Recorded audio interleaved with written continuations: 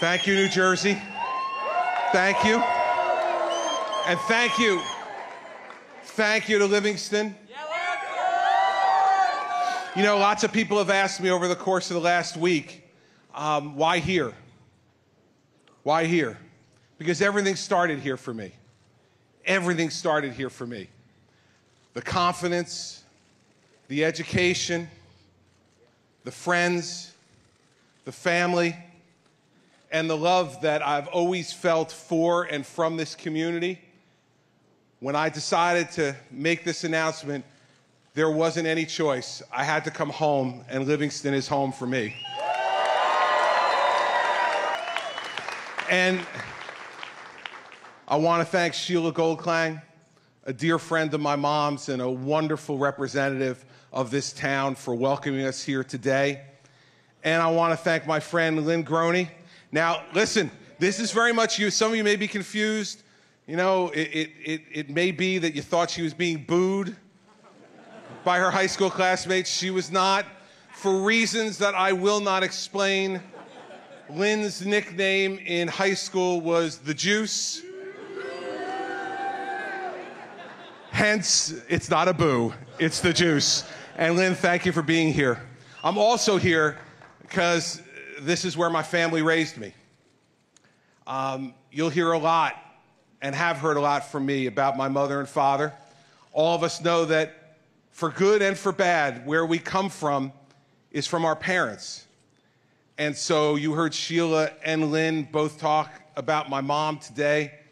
I'm here in Livingston because all those years ago, my mother and father became the first of either of their families to leave the city of Newark and come here and make this home for us.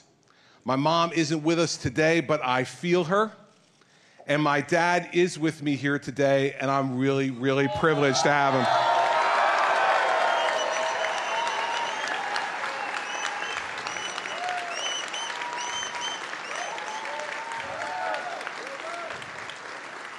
They raised my brother and I, brought us here to Livingston when we were 4 years old and 2 years old. And then our sister Dawn joined us a few years later. And this is where we grew up. These are the fields we played on. These are the playgrounds we played on. This is the school we built our friends with and came and learned with. And up until I left to share a room with Mary Pat, I shared a room with Todd the entire time. It was a smooth transition. And my sister Dawn and Todd are as big a part of today as anybody else, and they're both here, and I love them both. Thank you.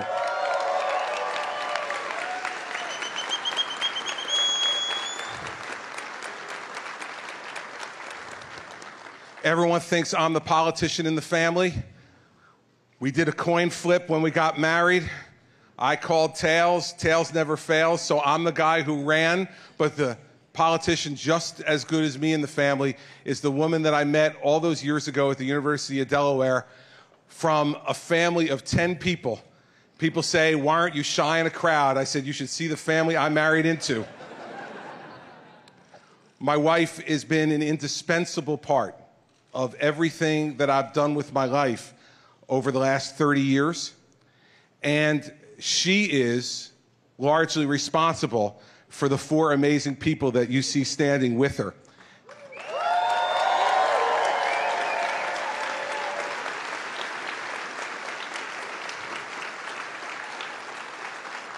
And ever since I've been governor, I've been happy to use the veto at home too.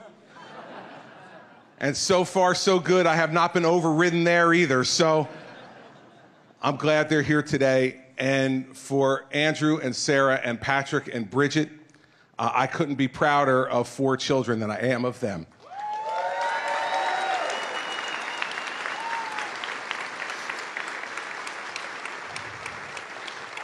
I told you my parents moved to Livingston, and they moved to Livingston to make this part of their fulfillment of their dream, of their version of the American dream. They both lost their fathers at a young age and were raised by extraordinarily strong women, under really difficult circumstances. My dad, one of the best students in his high school class, admitted to Columbia University because his father passed away. He couldn't go. They didn't have the money. He went to work, and he got drafted into the Army and came home and went to work at the Breyers ice cream plant in Newark, New Jersey. And then decided, after he met my mom, that it was time for him to make more with his life. And he went to school at night at Rutgers for 6 years while working at those jobs during the day to get his degree in accounting. And my mother, one of the proudest pictures that she ever had was the one she called our first family picture. It was my mom and dad on the day that he graduated from Rutgers in June of 1962, the first person in either of their families ever to get a college degree. And it was the first family picture because she was 6 months pregnant with me. And the smiles on both their faces that day were indicative of not what they had accomplished, but what they saw coming ahead of them. Their smiles were about the fact that they thought that nothing was out of reach for them now.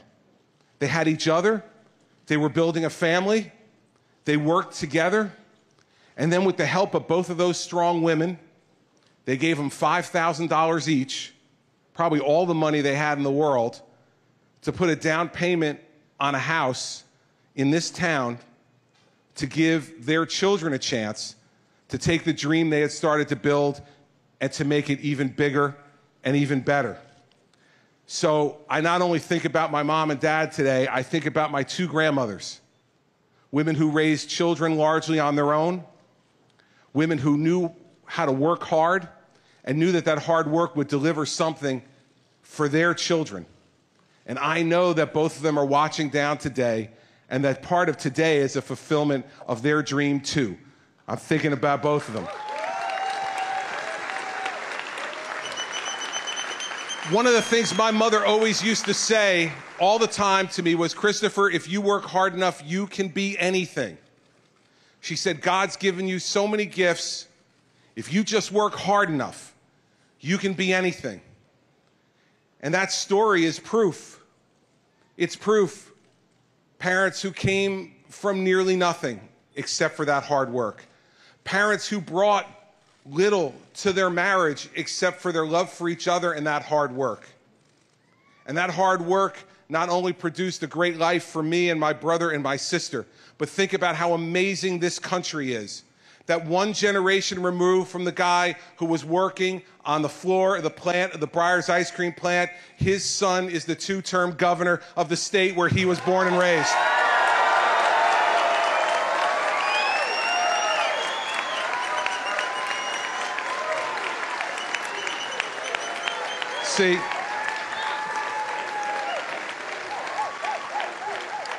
See, that's not only what my parents have done for me, but that's what New Jersey has done for us. See, this place that represents the most ethnically diverse state in the country, the most densely populated state in the country, we're all different and we're all on top of each other like you're on top of each other in this gym. And what has come from that is the absolute belief that not only can all of us achieve whatever dream we want to achieve because of the place where we live and the opportunities it gives us, but that we not only can do it together, but we have to do it together. We have no choice but to work together. This country needs to work together again, not against each other.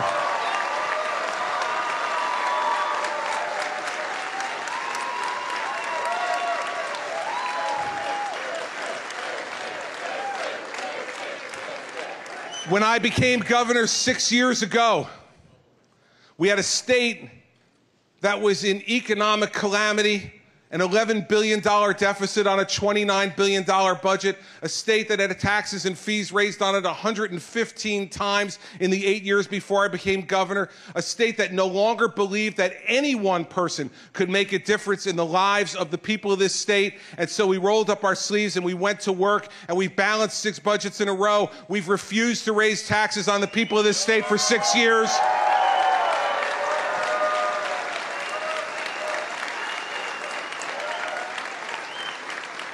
We made the hard decisions that had to be made to improve our education system. We reformed tenure for the first time in 105 years. We made the difficult decisions to reform pensions and health benefits and continue that fight today. We have stood together against each and every person, every cynic who said, why are you wasting your time? This state is not governable. The last 6 years we proved not only can you govern this state, you can lead it to a better day, and that's what we've done together.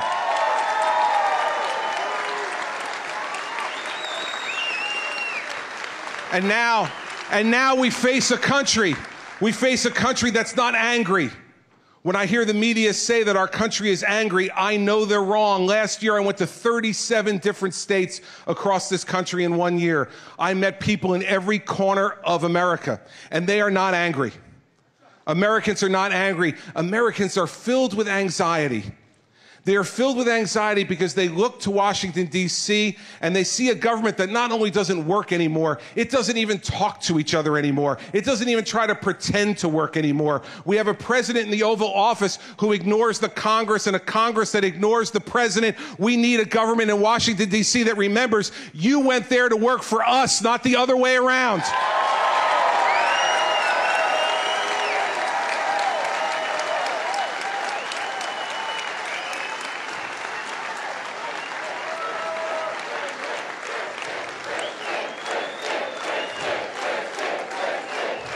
And both parties have failed our country. Both parties have stood in the corner and held their breath and waited to get their own way. Both parties have led us to believe that in America, a country that was built on compromise, that somehow now compromise is a dirty word. If Washington and Adams and Jefferson believed compromise is a dirty word, we'd still be under the crown of England.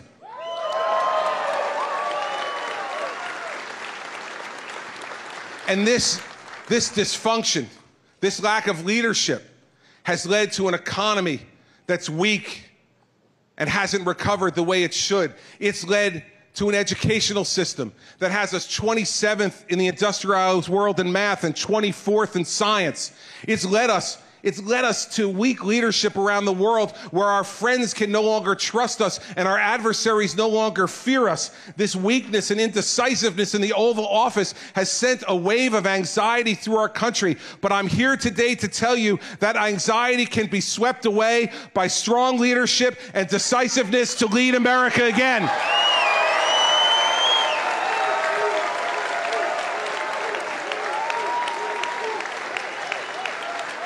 We just need to have the courage to choose. We just need to have the courage to stand up and say enough. We need to have the courage to course a new path for America. America knows that new path. It knows where we need to go. It must start with this. We must tell each other the truth about the problems we have and the difficulty of the solutions. But if we tell each other the truth, everybody, we recognize that truth and hard decisions today will lead to growth and opportunity tomorrow for every American in this country.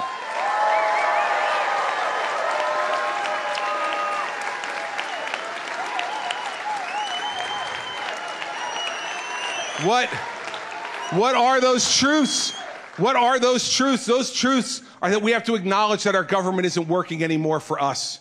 We have to acknowledge that and say it out loud. And we have to acknowledge that it's the fault of our bickering leaders in Washington, D.C., who no longer listen to us and no longer know that they're supposed to be serving us. We need to acknowledge that all of that anxiety and those failures are not the end. They're the beginning of what we can do together.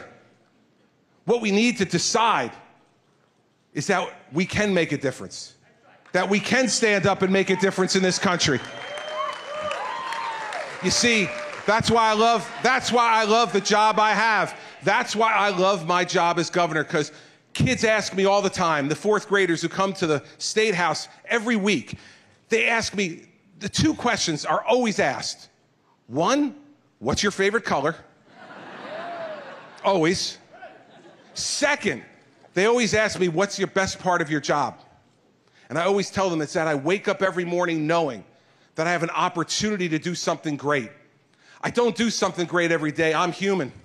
But every morning I wake up with an opportunity to do something great That's why this job is a great job, and that's why President of the United States is an even greater job for a greater number of people.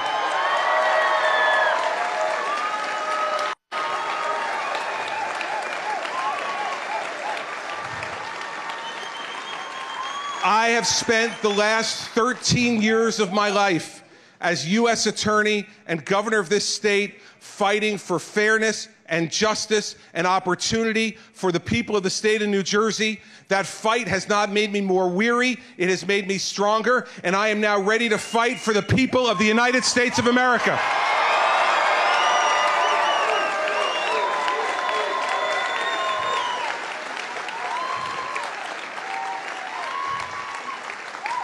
America is tired of hand-wringing and indecisiveness and weakness in the Oval Office. We need to have strength and decision-making and authority back in the Oval Office, and that is why today I am proud to announce my candidacy for the Republican nomination for President of the United States of America.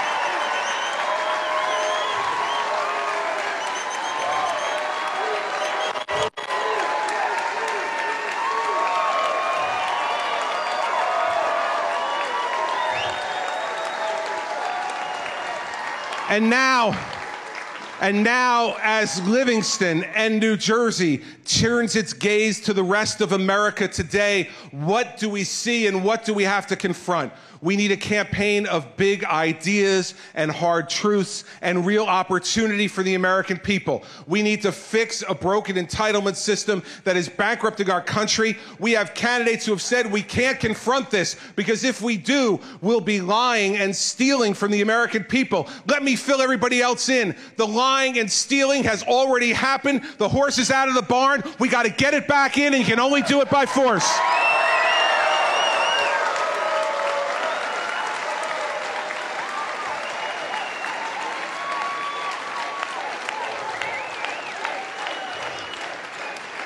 We need to get our economy growing again at 4% or greater, and the reason we do is because we have to make this once again the country my mother and father told me it was. That as hard as you work, that's as hard and high as you'll rise. That's not the case anymore. We can't honestly look at our children and say that to them because we have an economy that is weak and doesn't present them with the same opportunities that Mary Pat and I were presented with in the mid-1980s when we graduated from college. And when we graduated from college, we didn't worry about getting a job. We worried about picking which job was the best for us. We didn't worry about whether we were going to be successful. We knew if we worked hard, we were going to be successful. This country and its leadership owes the same thing to my children and yours, and I'm ready to give it to you.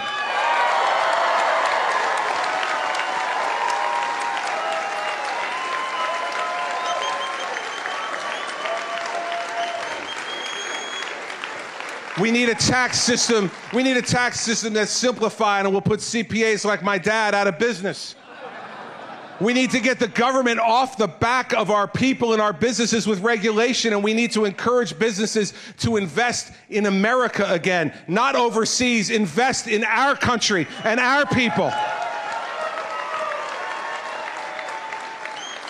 And in a world that is as dangerous, as frightening as any time I've seen it in my lifetime, there is only one indispensable force for good in the world, and it is a strong, unequivocal America that will lead the world and not be afraid to tell our friends we'll be with you no matter what, and to tell our adversaries there are limits to your conduct, and America will enforce the limits to that conduct.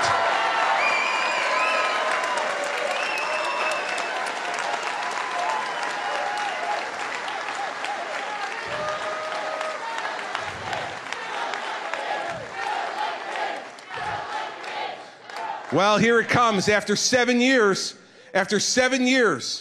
I heard the President of the United States say the other day that the world respects America more because of his leadership. This convinces me. This convinces me. It is the final confirmation that President Obama lives in his own world, not in our world. And the fact is this. After 7 years of a weak and feckless foreign policy run by Barack Obama, we better not turn it over to his second mate, Hillary Clinton.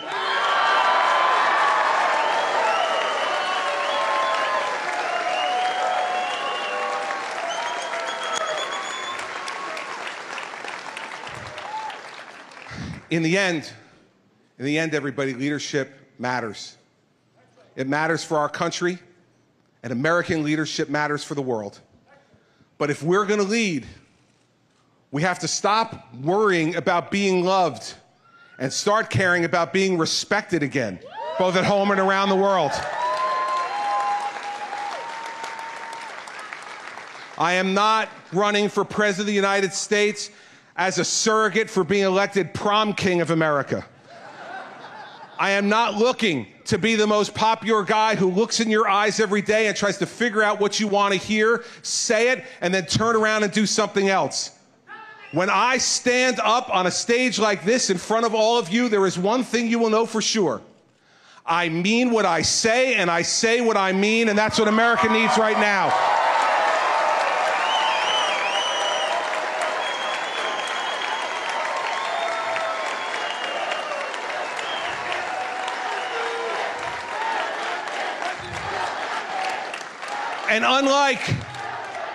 And unlike some people who will offer themselves for the presidency in 2016, you're not going to have to wonder whether I can do it or not.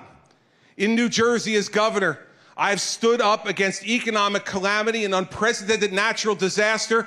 We have brought ourselves together. We have pushed back that economic calamity, and we are recovering from that natural disaster, and that's because we've led and we've worked together to do it.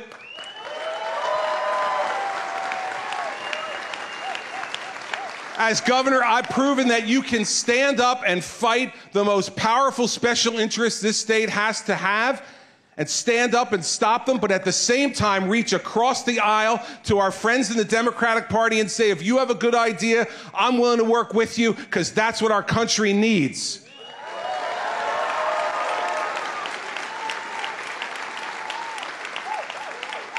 And as governor, I've never wavered from telling you the truth as I see it, and then acting to make sure that you know that is the truth as I believe it in my heart. You know, as a candidate for president, I want to promise you just a few things. First, a campaign without spin or without pandering or focus group tested answers. You're going to get what I think, whether you like it or not, or whether it makes you cringe every once in a while or not. A campaign, when I'm asked a question, I'm going to give the answer to the question that's asked, not the answer that my political consultants told me to give backstage.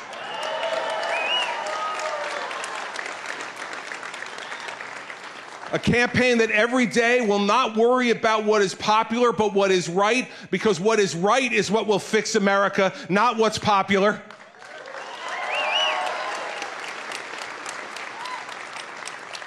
A campaign that believes in an America that is as great as the hopes and dreams that we want every one of our children to have. Not a campaign that tears people down, but a campaign that rebuilds America to the place where you and I grew up and where we want our children to grow up in again, and where we want free people around the world to grow up in their countries as well. That's what America has always stood for, and that's what this campaign will stand for.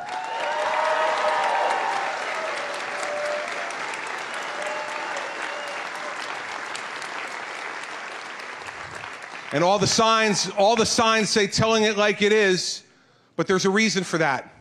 We are going to tell it like it is today, so that we can create greater opportunity for every American tomorrow. The truth will set us free, everybody.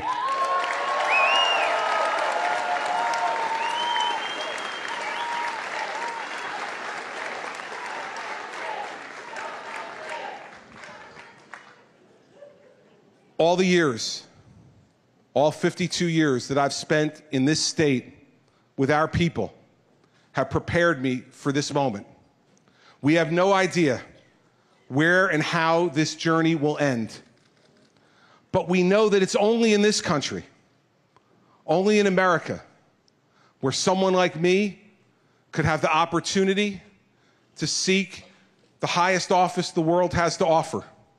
Only in America could all of you believe that your voices and your efforts can make a difference to change a country as big and vast and powerful as this one. Only in America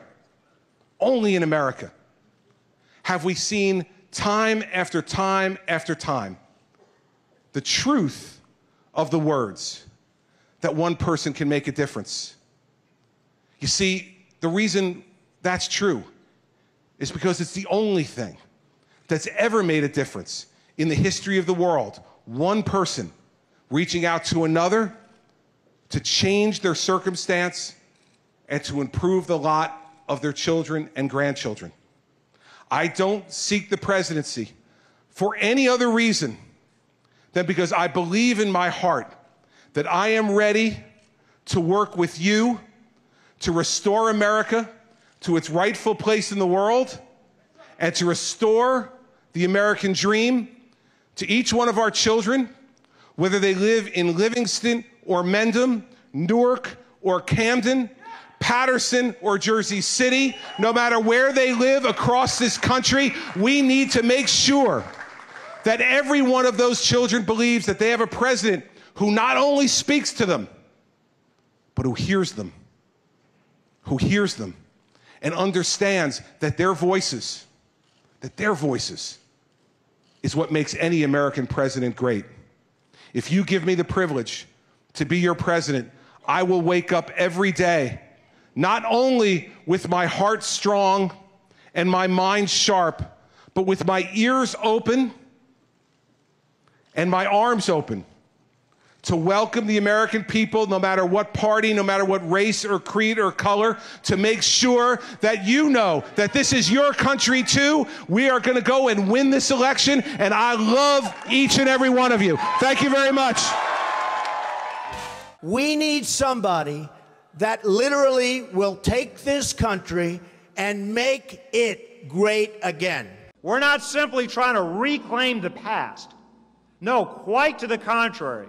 We are laying our claim on the future, a future where America leads the world.